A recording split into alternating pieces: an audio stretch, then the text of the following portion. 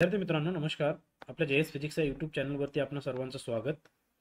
Physics विषयाच्या BSc part first semester second paper number 3 साठी एक व्हिडिओ लेक्चर सिरीज सुरू केलेली आहे. पेपरचं नाव आहे प्रॉपर्टीज ऑफ मॅटर आणि त्यामध्ये आपण युनिट नंबर फर्स्ट पाहतो इलास्टिसिटी. आजच्या व्हिडिओमध्ये जे पॉईंट्स आपण कव्हर करणार आहोत ते पहिल्यांदा पाहूया.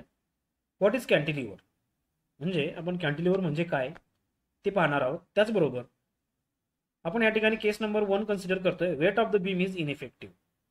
ते काय आहे काय नाही ते आपण सर्व या व्हिडिओमध्ये डिस्कस करणार आहोत. ठीक आहे, चला तर मग पहिल्यांदा आपण कॅन्टिलिव्हर म्हणजे काय ते पाहूया.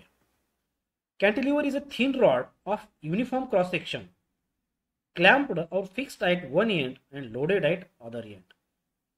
कॅन्टिलिव्हर आपण अशा बॉडीला म्हणतो त्यामध्ये एक आपण थिन रॉड कन्सिडर करतोय, त्याचा जो एरिया ऑफ क्रॉस सेक्शन आहे तो युनिफॉर्म असला पाहिजे आणि त्याचं जे एक एंड आहे ते आपण फिक्स करतो आणि जे अदर एंड आहे तो आपण फ्री ठेवतो आणि त्या एंडला आपण लोड अटॅच करतो. ठीक आहे, जसं की या डायग्राम मध्ये बघा, एक एल लेनची एक आपण रॉड घेतलेली आहे, बरोबर आहे की नाही. त्याचा जो एरिया ऑफ क्रॉस सेक्शन आहे तो युनिफॉर्म आहे आणि त्याचं एक एंड जे आहे त्याला आपण अशा पद्धतीने या ठिकाणी क्लॅम्प केलेला आहे, बरोबर आहे की नाही या ठिकाणी.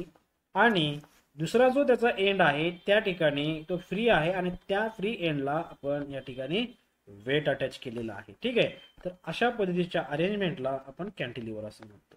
क्लिअर झालं? ओके, चल पुढे.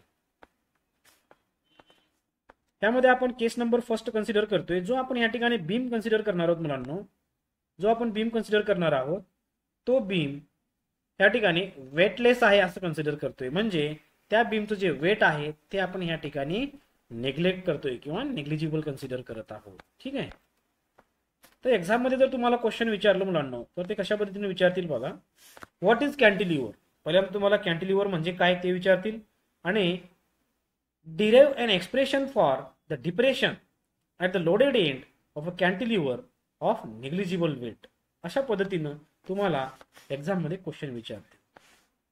म्हणजे आपल्याला काय करायचं आहे, डिप्रेशनचं एक्सप्रेशन फाइंड आउट करायचं आहे. ठीक आहे, जे की एका एंडला आपण या ठिकाणी वेट अटॅच केलेला आहे, बरोबर आहे की नाही. ठीक आहे, चला मग सुरू करू. आता बघा, कन्सिडर करूया की आपल्याकडे एक बीम आहे ए बी आणि त्याची जी लेंथ आहे ती आपण या ठिकाणी स्मॉल एल कन्सिडर केलेली आहे, बरोबर. त्या बीमला किंवा त्या रॉडला आपण एका टर्मिनलला म्हणजे ए टर्मिनलला या ठिकाणी फिक्स केलेला आहे आणि जो दुसरा टर्मिनल आहे बी त्या टर्मिनलला आपण फ्री ठेवलेला आहे आणि त्या फ्री टर्मिनलला या ठिकाणी आपण वेट अटॅच केलोय, बरोबर आहे की नाही. वेट अटॅच केलेला आहे. आता ह्या वेटमुळं हा जो बीम आहे मुलांनो तो अशा पद्धतीनं डिप्रेस होईल किंवा बेंड होईल. Yes or no. आता हा जो बीम आहे तो कितीने बेंड झाला किंवा डिप्रेस झाला, तो वाय इतका डिप्रेस झाला. कशामुळं? हे एक्सटर्नल लोड अप्लाय केल्यामुळे, बरोबर आहे की नाही. तर आपल्याला या व्हिडिओमध्ये आपल्याला तो वेट अटॅच केल्यामुळे तो किती डिप्रेस झाला त्याची व्हॅल्यू फाइंड आउट करायची आहे आपल्याला, म्हणजे आपल्याला वायची व्हॅल्यू फाइंड आउट करायची आहे.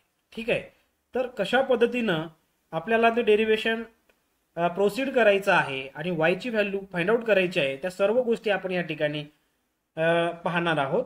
तर आता ह्या डायग्रामवरून एक्झाममध्ये थेरी कशा पद्धतीनं लिहायचं आहे ते पण मी तुम्हाला सोबत सोबत सांगत जाईन आणि डायग्राममध्ये ज्या काही क्वांटिटीज आहेत त्या मी नंतर डिस्कस करणार आहे. ठीक आहे, चला तर बघा, पहिलं पॉईंट आहे, let us take a cantilever of length L with A B as its neutral axis. म्हणजे या ठिकाणी एक कॅन्टिलिव्हर घेतलेला आहे आपण, त्याची लेंथ एल आहे आणि ही ए बी जी आहे ती त्याची न्यूट्रल ॲक्सिस आहे. न्यूट्रल ॲक्सिस म्हणजे काय, लोड अटॅच करण्याच्या अगोदरची जी त्याची पोझिशन होती आणि त्या ॲक्सिसला आपण या ठिकाणी न्यूट्रल ॲक्सिस असं म्हणतो. ठीक आहे, एक मिनिट. चला next. Cantilever is fixed at end A and load W is suspended at end B. म्हणजे आपण कॅन्टिलिव्हरला ए एंडला फिक्स केलेला आहे आणि एंड बी ला या ठिकाणी आपण लोड डब्ल्यू त्या ठिकाणी सस्पेंड केलेला आहे. ठीक आहे, पुढे आता काय होईल, due to load W end B is depressed into position B dash. ह्या ठिकाणी मुलांनो हा जो पॉइंट आहे किंवा ही पोझिशन आहे ती बी डॅशची आहे. म्हणजे इनिशियली आपला जो बीम आहे तो बी पॉइंटला होता. आपण वेट अटॅच केल्यामुळे या ठिकाणी तो डिप्रेस झाला आणि तो अशा पद्धतीने एक ऍक्सिस आपल्याला दिसतंय बघा, बरोबर आहे की नाही, ही वाली ऍक्सिस. म्हणजे या ठिकाणी हा जो बी टर्मिनल आहे तो डिप्रेस झाला आणि तो बी डॅशला या ठिकाणी पोहोचलेला आहे. आणि आता ह्या ठिकाणी जे न्यूट्रल ऍक्सिस होती ए बी, आता आपल्याला नवीन ऍक्सिस या ठिकाणी मिळाली ए बी डॅश. कशामुळं? ह्या लोडमुळं. आणि तो किती डिप्रेस झाला? वाय इतका. क्लिअर? ओके, पुढे.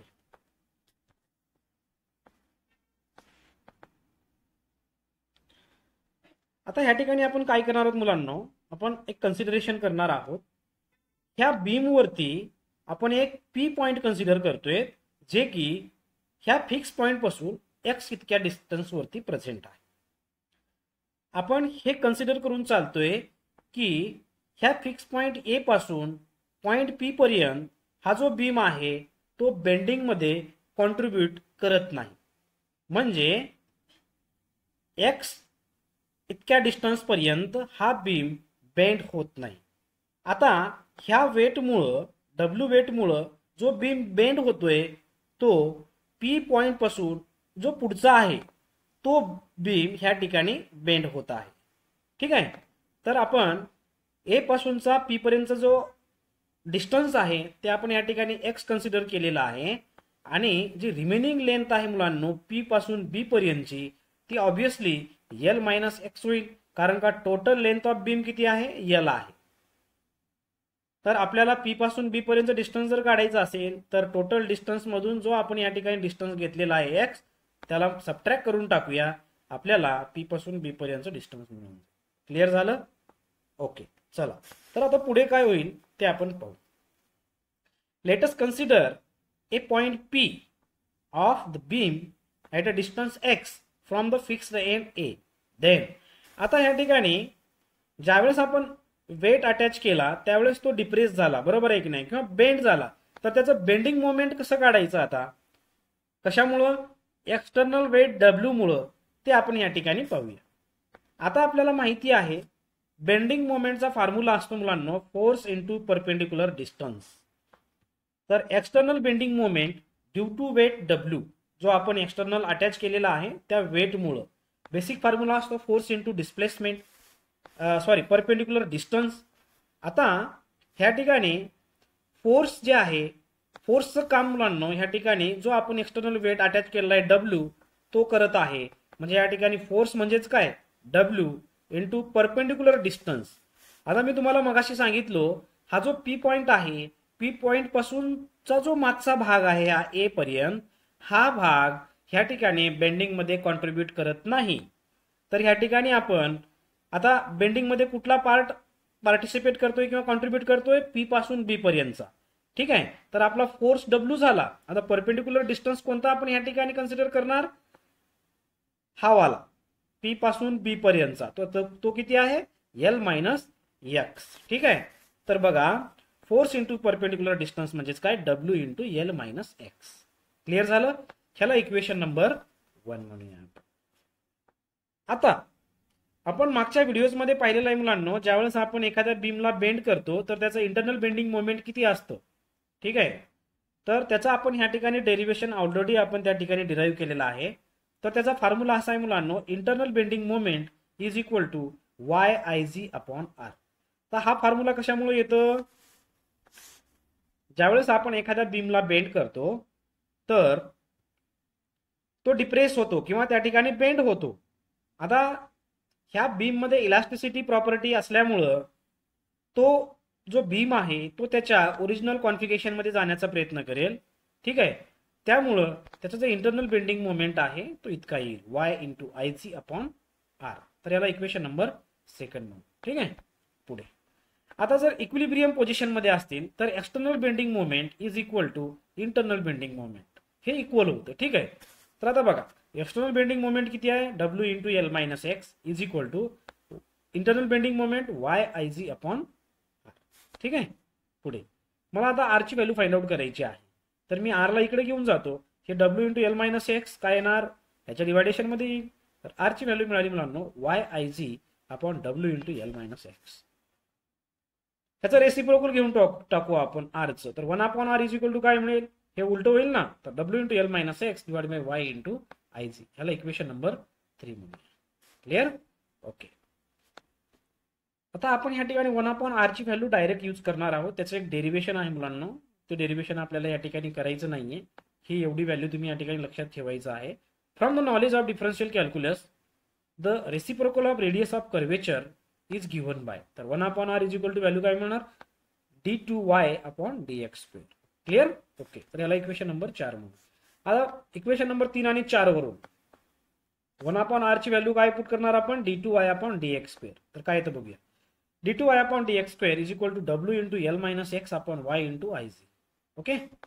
पुढे आता आपल्याला काय करायचंय मुलांनो डिप्रेशनची व्हॅल्यू फाइंड आउट करायची आहे. आता बघा या ठिकाणी 2 y दिसत आहेत तुम्हाला. हा स्मॉल y जो आहे तो आपण डिप्रेशनसाठी रिप्रेझेंट करतोय आणि हा जो y आहे कॅपिटल Y तो यंग्स मॉड्युलससाठी यूज करतो. ठीक आहे.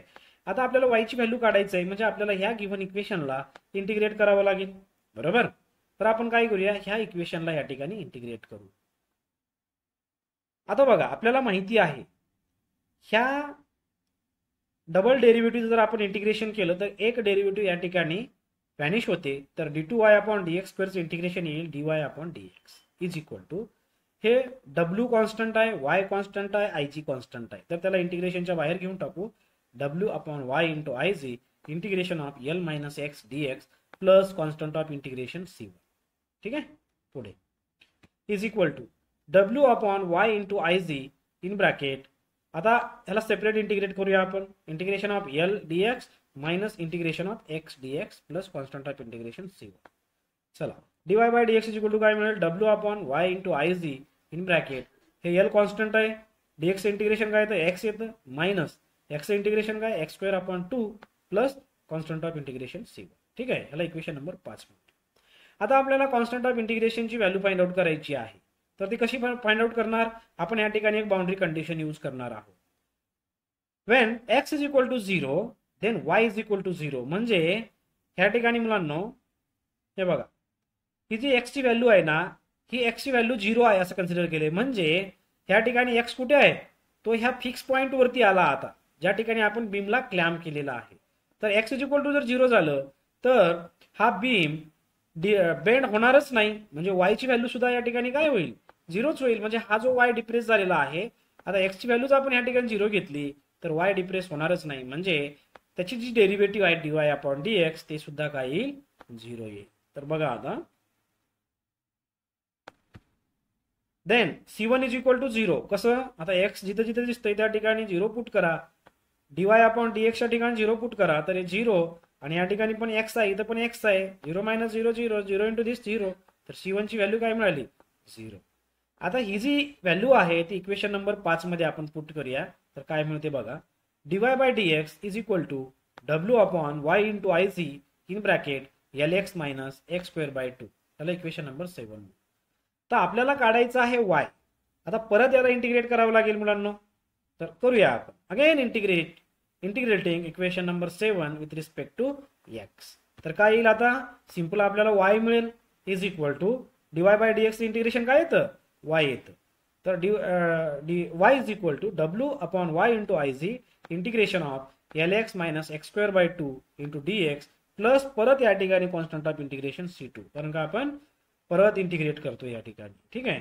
Therefore y is equal to W upon y into I G in bracket. आता इथे एल कॉन्स्टंट आहे तर त्याला बाहेर घेऊया. Integration of X dx minus इथं 1 अपॉन 2 कॉन्स्टंट आहे त्याला बाहेर घेऊया. Integration of X square dx plus constant of integration c2. पुढे आता सिंपल आहे y is equal to W upon y into I G in bracket.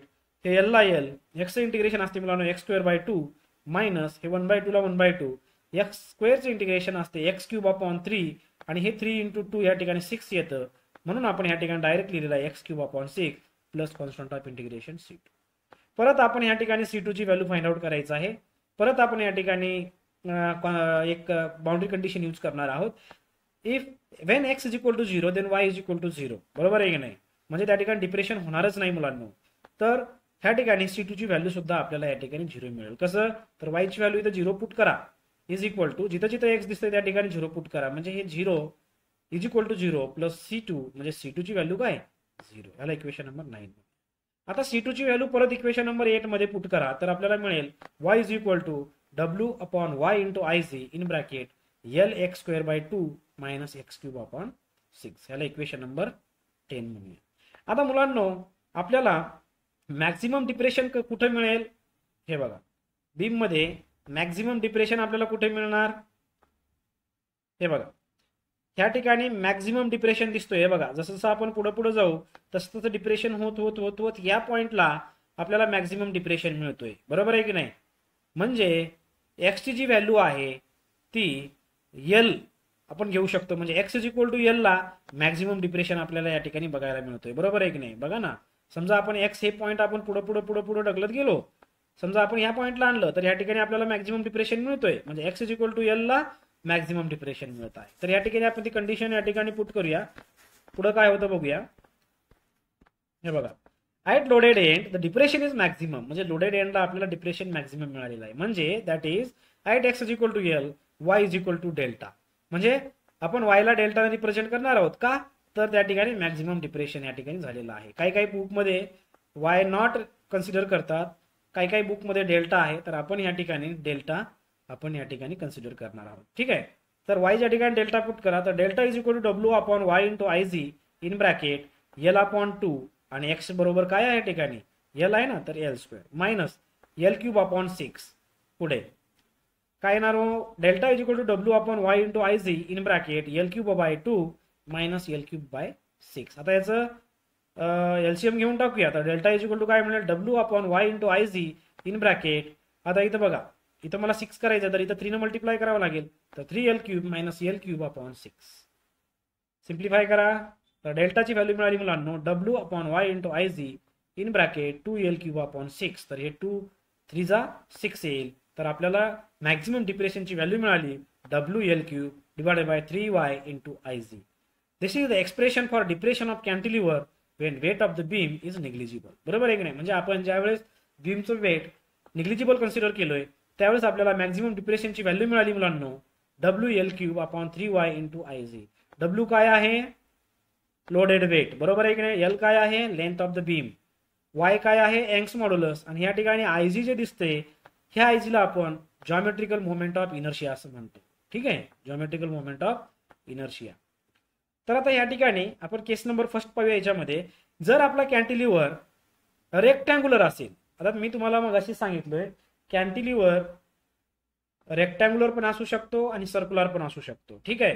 तर या ठिकाणी जर कॅन्टिलिव्हर आपला रेक्टँग्युलर असेल, त्याची ब्रेड्थ B असेल आणि थिकनेस D असेल, तर आपल्याला जॉमेट्रिकल मोमेंट ऑफ इनर्शियाचा जो फॉर्म्युला आहे IZ इज इक्वल टू मिळते BD³ अपॉन 12. ठीक आहे. आता ही जर इक्वेशन आपण इक्वेशन नंबर 11 मध्ये पुट केलो तर आपल्याला काय मिळेल? IZ च्या ठिकाणी आपल्याला BD³ अपॉन 12 पुट करायचं आहे. तर आपल्याला डेल्टाची व्हॅल्यू मिळेल मुलांनो. हे सिम्प्लिफाय केल्यानंतर 4 into W into L³ divided by BD³ into Y. तर हे आहे maximum depression if the cantilever is rectangular. ठीक आहे. पुढे आता समजा कॅन्टिलिव्हर आपला जर सर्क्युलर क्रॉस सेक्शनचा असेल आणि त्याची रेडियस जर R इतकी असेल तर जॉमेट्रिकल मोमेंट ऑफ इनर्शियाचा फॉर्म्युला असतो मुलांनो πr⁴ डिवाइडेड बाय 4.